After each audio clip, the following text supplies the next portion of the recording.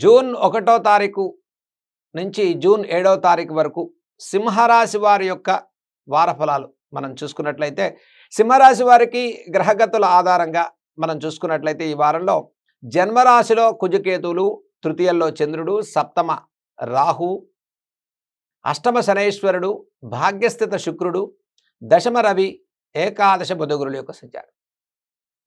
సింహరాశి వారికి ఈ వారంలో అష్టమ శనైశ్వరుడు ప్రభావం, జన్మరాశిలో కుజకేతువులు, సప్తమ రాహు. అంటే ఒక విధంగా మనోధైర్యంతో, దైవ బలంతో విజయాలు సాధించుకోవచ్చు.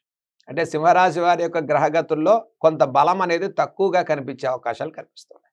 మరి అష్టమ శనైశ్వరుడు కదండి, సప్తమ రాహు కదా, మరి ప్రతి విషయంలో ప్రతికూల పరిస్థితులు ఎదుర్కొంటూ ఉన్నారు. అంటే చక్కగా చేసే ఉద్యోగాల్లో కొంత ఒత్తిడి భారం పెరగటం, ఆరోగ్య విషయాల్లో అన్ఎక్స్పెక్టెడ్గా కొద్దిపాటి సమస్యలు ప్రారంభమవుతూ ఉండటం, ప్రతి పనిలో శ్రమకు తగ్గ ఫలితాలు తక్కువగా ఉండటం, మరి మానసికంగా కూడా ఈ రాశి వారికి ప్రతి వ్యవహారంలో కూడా శ్రమ తప్ప ఫలితాలు తక్కువగా కనిపిస్తున్నాయి. కానీ ఈ వారంలో లాభస్థిత బృహస్పతి యొక్క సంచారం వల్ల మీ గౌరవం తగ్గదు, గతం కన్నా సానుకూల పరిస్థితులు పొందేటువంటి అవకాశాలు పెరుగుతూ ఉన్నాయి. జన్మరాశిలో కుజకేతుల సంచారం వల్ల తొందరపడి నిర్ణయాలు తీసుకోకండి, మనోధైర్యంతో ప్రతి వ్యవహారంలో విజయం సాధించుకోవచ్చు. మనం చేయబోయేటువంటి ప్రతి పనిలో సత్వర నిర్ణయాల వల్ల నష్టాలు పెరిగేటువంటి అవకాశం గోచరిస్తూ ఉంది. అలాగే అష్టమ శనైశ్వరుని ప్రభావం, మరి వాహనాలు ప్రయాణాలు చేసేవారు, నూతన వాహనాలు కొనుక్కునేటువంటి వారు, వాహన ప్రయాణదారులు, సుదూర ప్రాంతాలకు ప్రయాణాలు చేసేవారు, క్షేత్ర దర్శనాల కోసం మరి సుదూర ప్రాంతాలు వెళ్ళేటువంటి వారు తగిన శ్రద్ధ పాటించండి. అష్టమ శనైశ్వరుడు, సప్తమ రాహు ప్రభావం వల్ల చేసే పనిలో కొంత ఆలస్యం, జాగరూకత, ఒత్తిడి భారం, అనిశ్చిత వాతావరణం, కోపం పెరగటం, దీర్ఘకాలిక సమస్యలు ఇచ్చే కాస్త ఒత్తిడి భారం పెరుగుతుంది. మరి సింహరాశి వారికి విద్యార్థుల విషయాల్లో కాన్సన్ట్రేషన్ పెంచుకోవటం కోసం తెల్లవారుజాములే చదువుకోవటం విశేష ఫలితాలు ఇస్తుంది. జన్మకేతు, సప్తమ రాహు సంచారం వల్ల మనం ఏమి అధైర్యపడాల్సిన అవసరం లేదు. లాభస్థిత గురువు యొక్క సంచారం వల్ల మనం నమ్ముకున్న సిద్ధాంతాలు, మనం నమ్ముకున్న దైవాన్ని పరిపూర్ణంగా విశ్వసిస్తూ మనం చేసే ప్రతి పనిలో చక్కటి సానుకూల పరిస్థితులతో ముందుకెళ్ళేటువంటి వారంగా చెప్పుకోవచ్చు.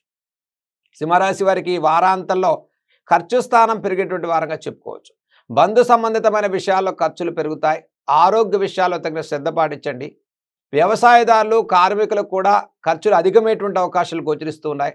సుదూర ప్రాంతాలకు ప్రయాణాలు చేసేటువంటి అవకాశాలు గోచరిస్తూ ఉన్నాయి. కుటుంబ విషయాల్లో శుభ కార్యక్రమాలు చేస్తారు. శుభమూలకమైనటువంటి ఖర్చు స్థానం పెరిగేటువంటి అవకాశాలు గోచరిస్తూ ఉన్నాయి. భాగ్యస్థిత శుక్రుని యొక్క సంచారం వల్ల వీరి వస్తువాహన క్రయ విక్రయాలు చేసుకునేటువంటి అవకాశం ఉంది. అనవసరమైనటువంటి ధన వ్యయాన్ని తగ్గించుకునేటువంటి ప్రయత్నం చేసుకోవటం వల్ల మానసికంగా, కుటుంబ పరంగా ప్రోత్సాహకరమైన ఫలితాలు కలుగుతాయి. ఇక ఉద్యోగస్తులకు, ఉద్యోగ ప్రయత్నాలు చేసేటువంటి వారికి అన్ని అవకాశాలు ఓకే అనుకుని చివరిలో ఏదో ఒక చిన్న ప్రాబ్లం వల్ల, చిన్న సమస్య వల్ల కొంత ఆలస్యం, ఒత్తిడి పెరిగేటువంటి అవకాశం ఉంది. దాని నుంచి ఉపశమనం పొందడం కోసం అసలు సింహరాశి వారికి ఈ వారంలో చేసుకోదగినటువంటి పరిహారాల గురించి మనం తెలుసుకుందాం. ఇక ఈ రాశి వారికి జన్మకేతువు, సప్తమ రాహు యొక్క దోషం. అంటే ఈ రాశి వారికి ఒక రకంగా కాలసర్ప దోషం అనేటువంటి ప్రభావం మనకు ఎక్కువగా ఉండటం వల్ల సింహరాశి వారు ప్రతిరోజు కూడా గణపతి యొక్క అష్టోత్తరాన్ని చదువు, గణపతి యొక్క నామాన్ని స్మరణ చేయండి.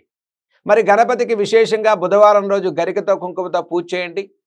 సప్తమ రాహు, జన్మ కుజకేతుల యొక్క సంచార దోష పరిహారం కోసం మంగళవారం రోజు విశేషంగా శ్రీ సుబ్రహ్మణ్యేశ్వర స్వామి వారి యొక్క ఆరాధన చేయండి. మరి ఆర్థికంగా ఒత్తిడి పెరిగిందంటే రుణ సమస్యలు, ధన సమస్యలు, కుటుంబ సమస్యలు ఎక్కువగా ఉండేటువంటి వారికి ప్రతి మంగళవారం కూడా కందులు, బెల్లం మీరు అట్లా ఒక 7 వారాలు దానం ఇవ్వటం విశేష ఫలితాలు ఇస్తుంది. అయితే మొదటగా ఈ వారంలో మీరు చేయదగినటువంటి పరిహారాల్లో కందులు, బెల్లాన్ని మంగళవారం రోజు ఒక అరకిలో సుమారుగా మీరు కందులు, బెల్లాన్ని దానం చేయటం విశేష ఫలితాలు ఇస్తుంది సింహరాశి వారికి. అలాగే సింహరాశి వారు ప్రతిరోజు కూడా చక్కగా గణపతి నామాన్ని చదువుకోండి. అలాగే శ్రీ విష్ణు సహస్రనామ స్తోత్రాలు పఠించడం వల్ల ప్రతి పనిలో చక్కటి విజయాలు సాధించుకుని మనోధైర్యంతో ముందుకెళ్ళేటువంటి వారంగా చెప్పుకోవచ్చు.